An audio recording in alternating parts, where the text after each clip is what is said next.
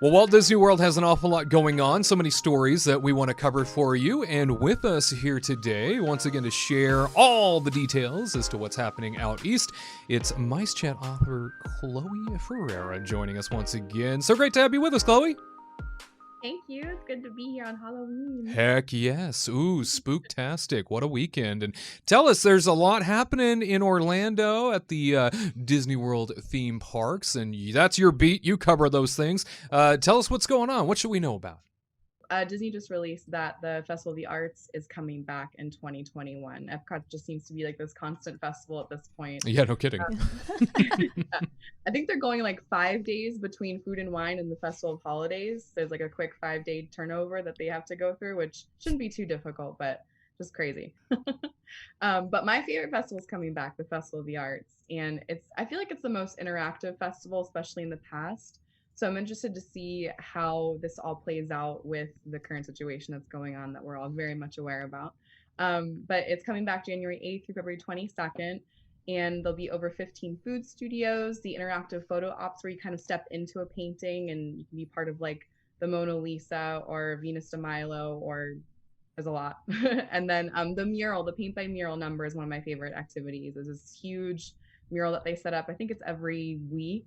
And it has to do with an Epcot Pavilion or some Epcot art like Figment and Rainbow Spaceship Earth. And that's super fun. You pick a color and fill it in. It's just like you feel like you're part of the park for a few moments in time. That is fun. I think I have a photo of me within the photo with George Washington crossing the Delaware. Us too. Yeah, we have that too. Yeah. Very iconic. Good stuff. I use it on President's Day. Yeah, okay. That's my profile There you pic. go. That's what Yeah, clever. Shows me in the boat with him. That's right. I love the mermaid one, like the Peter Pan one, and then he was the mermaid, and of course, and I was the person in the boat being like, "Look at that fancy mermaid." I am a fancy mermaid. I'll tell you. So glamorous. Do you have a favorite portrait in which to step into, Chloe? I've seen the mermaid one the past 2 years. It's been there, and I haven't done it yet because I don't feel like I have a cute enough. I'm very particular of what outfit I'm wearing in some of these paintings. I know I'm weird like that. I haven't been like in a cute pastel or Neverlandish looking outfit yet. So I think I'm going to make that my goal along with a mask this year. I love that idea. Yeah, accessorize. Really fun because you can do different poses in that and make it fun. You can do, the traditional and make it look like you're being Venus, or just do like a crazy one, Absolutely. Very clever. And elsewhere in Epcot, we've heard some interesting news about, it sounds like one of the pavilions is going to be taken over by Disney fully. Yeah, I honestly didn't know that it wasn't already owned by Disney. Mm-hmm. I don't know if anybody else is in the same boat. But yeah, so by the end of the year, Disney will be taking ownership over Morocco, all of the food and merchandise locations within the pavilion.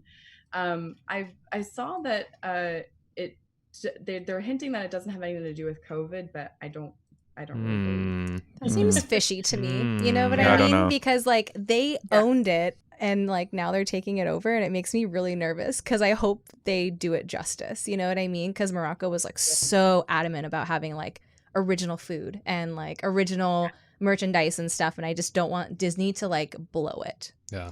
You know what I mean? I feel like they've proven themselves with the other pavilions that they do run. I don't know. I think that like especially like Italy or something like that, they kind of blend their brand together with Italy to make cool little fun things like the Topolino stuff. And I hope that they keep on doing that. I hope that they make new things for Morocco, themed specifically to Morocco. That'd be pretty fun in my opinion. Yeah, but I think we'll see more Disney-esque items from Morocco, because right now you don't really, you have a lot of the handcrafted bags and rugs and ceramics and everything, and I don't feel like there's a lot of touches of Disney, which isn't necessarily a bad thing. I'm on the side of old Epcot, but I think we'll see maybe even like some Disney themed baklava or something.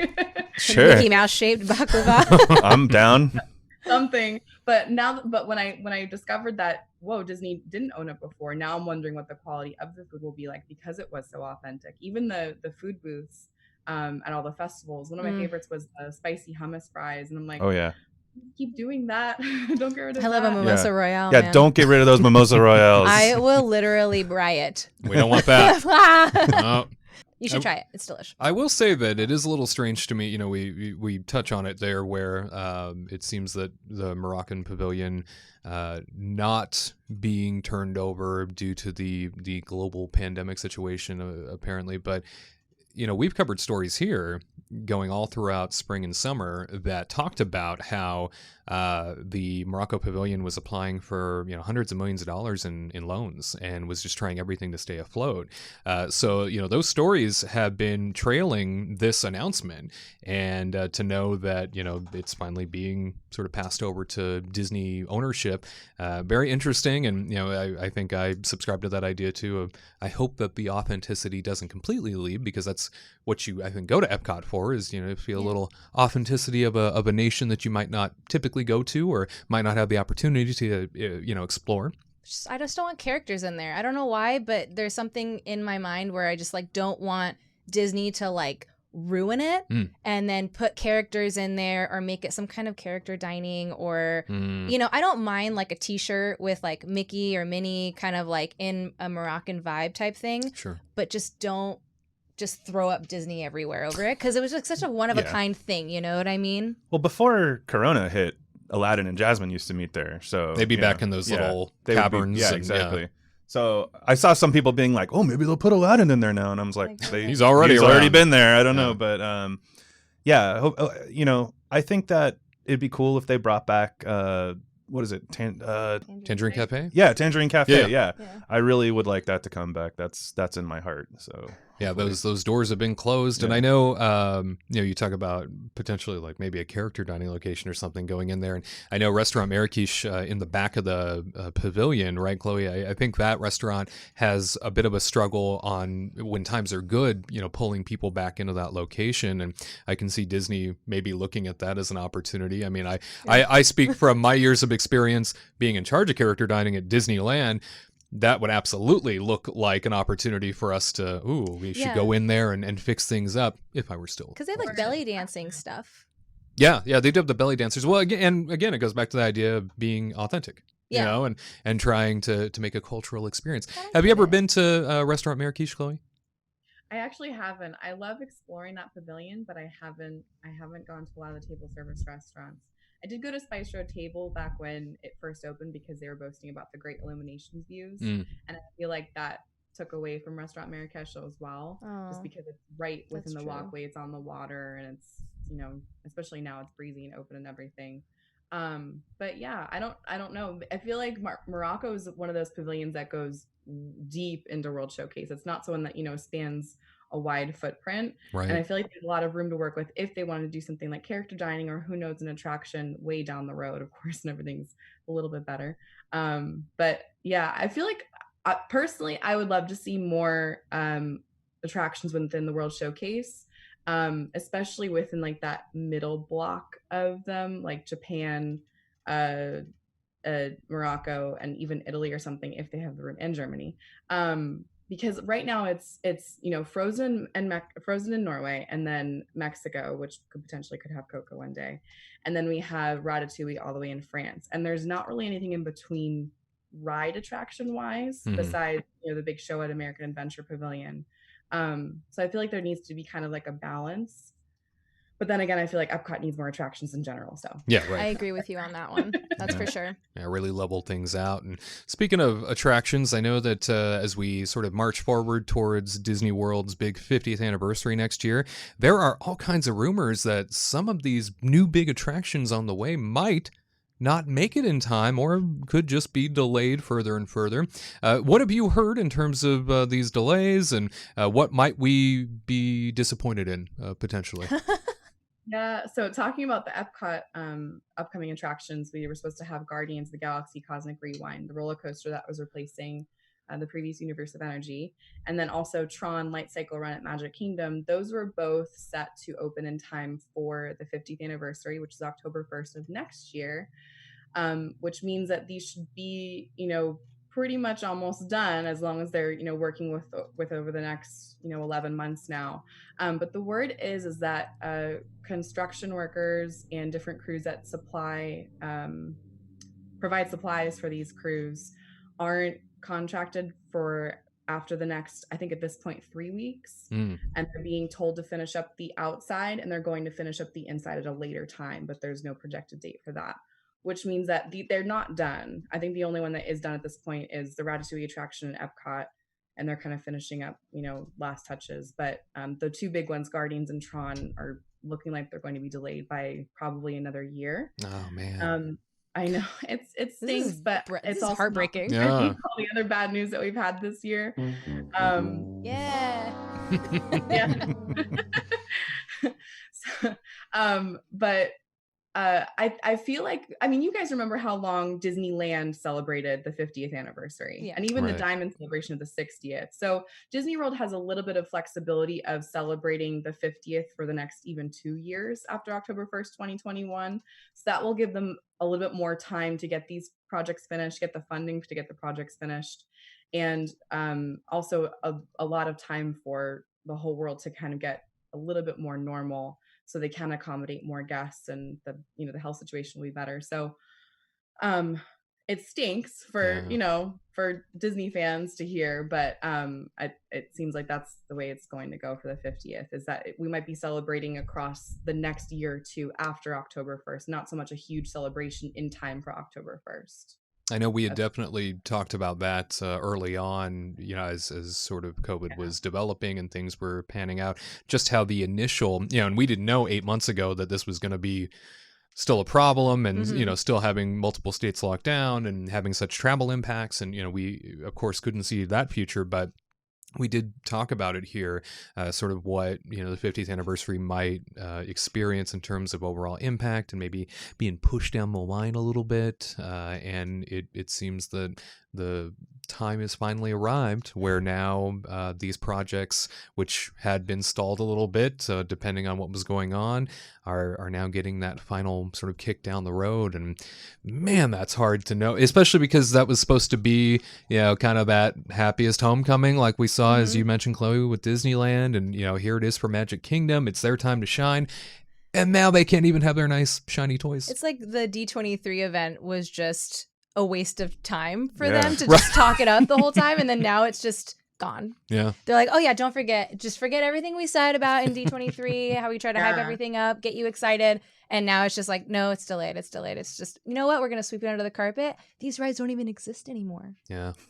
And not to mention all the entertainment I'm sure they're canceling. Like, I mean, like they probably had at least a stage show planned. I'm sure there was like a new fireworks show in the works, and all that stuff. Probably a new night parade, which I know everybody had been asking, like after the electrical parade did its final run, and they were discussing, okay, well, what was going to happen in terms of nighttime entertainment at Magic Kingdom, and this probably would have been a great opportunity to develop and introduce that. I mean, it is the 50th, and entertainment usually gets sprinkled on everything, but so tough to hear, Chloe.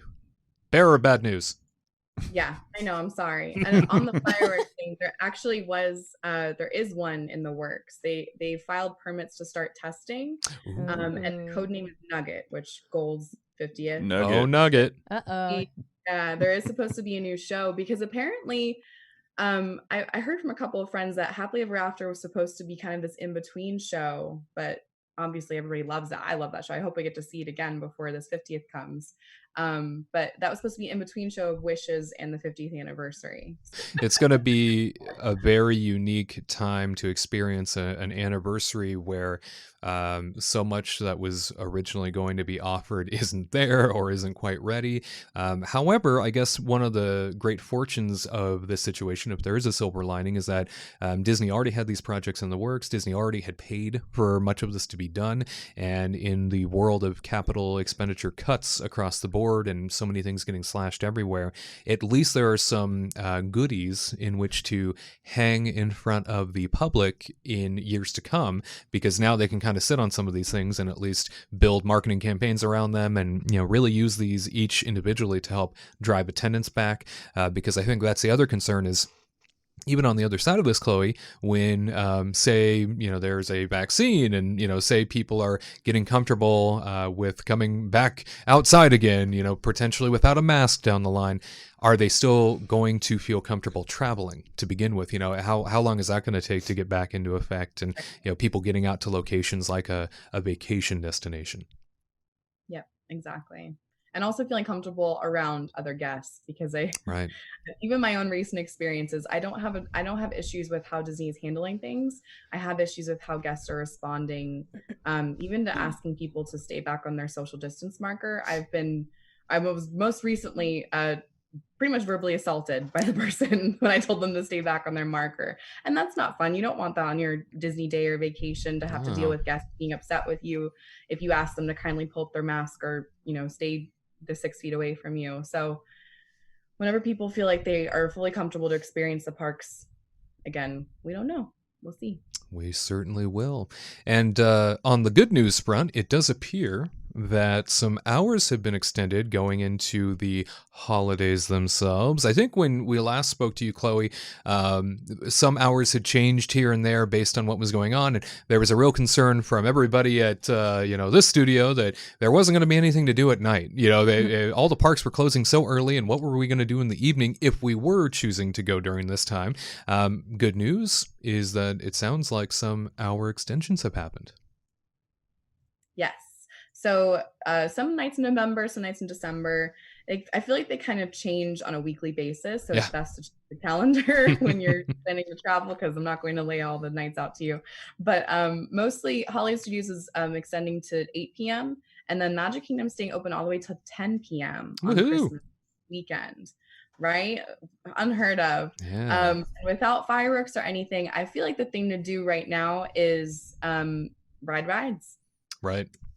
And I don't know, I'm not sure if they'll do evening time character cavalcades, because they're using some of the floats from the Boo to You Halloween parade. So I can only imagine they're going to be using some of the floats from the Christmas parade throughout the day. So who knows if they'll kind of incorporate that into a nighttime, with little 1 or 2 character cavalcade thing.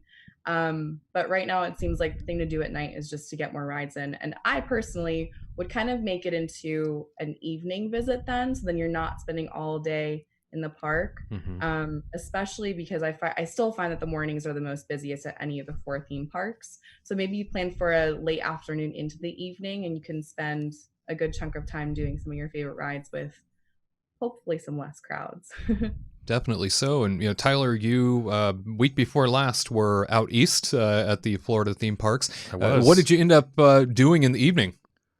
We kind of would go to, bars or restaurants, or, just kind of hang out. Like, we found a few different hotels to go to around Disney property and things like that. But I'm really curious, do you think that Chapek is telling the truth when he says that the capacity is still at 25% for these theme parks? I don't think so. Right? I mean, it really felt very crowded. He's like, well, we're at 25%. Yeah, sure. I don't know. I went to, it was weird because I went to Hollywood Studios last week, and it was busy. The line for Slinky Dog Dash was snaked all the way back outside Toy Story Land. I understand socially distant, but still. All the way back through Animation Courtyard, and they were actually using the queue from Voyage of the Little Mermaid, or is that the name of it? I was confused the two. The show, the show. Show in Animation Courtyard. They were utilizing that queue for Slinky Dog Dash. Oh my gosh. That's insane. Yeah. I thought the show was back open. I was like, what's going on? And then I saw that there was a Toy Story Land cast member standing outside with the end of the line sign. Was this in the morning? What was that? What was it, in the morning, or when time did you go? It was like 11 a.m. So an hour after park opening. Oh my gosh. It's crazy. Ooh. Yeah. I'm hoping that with the new implementation of Rise of Resistance virtual queue, because now they're going to let you try to sign up the day of on your phone, so you don't have to be in the park if you have a park reservation. I'm hoping that will alleviate some of the morning crowds. But I still think that park is going to be busy just based on Slinky Dog and Runaway Railway. People think that going in the morning means they're first in line and there's less of a wait. But I feel like it's been the opposite since COVID, because I just find that Runaway Railway first thing in the morning is anywhere between 90 and 120 minutes. Oh and same with Slinky Dog Dash. But then later in the day, it's like closer to an hour. Well, it's because like everybody's waiting in line for that queue to get like Rise of the Resistance, and then now everybody's like held hostage in the park in the morning. So like, what are we gonna do? Yeah. I think this virtual queue is gonna be like a lot better. I'm excited for it, actually. I agree. But that park, I just feel like obviously wasn't planned for something like this. No one knew that we would have to, cater theme park design around this sort of situation. And I feel like Hollywood Studios has the short end of the stick in this situation. The pathways are even more narrow in areas where, like, we were walking through Toy Story Land and the queue for Toy Story Mania was taking up the left side of this wide walkway, and then Slinky Dog was taking up the right side. So there was like the middle pathway of people going in and out of Toy Story Land, but then the queues were on the other. It was just, that seems too clustered, like too many people. Yeah. And then Star Wars Land, I always felt like has these wide open pathways, which is great for right now, but there's still there's people congesting like around Rise of the Resistance waiting for their boarding time. And it just seems so busy. And everything was about an hour all day, besides Muppets and Star Tours, which are that doesn't sound fun. Well, Chloe, we appreciate all the updates for the week, all of the news and notes, and tell people where they can find information and stories from you. Yeah, I write weekly updates on Walt Disney World at MiceChat.com. If you'd like to follow me, I'm Carousel Chloe on pretty much everything, but I'm only active on Instagram. So. To all who come to this happy place, welcome.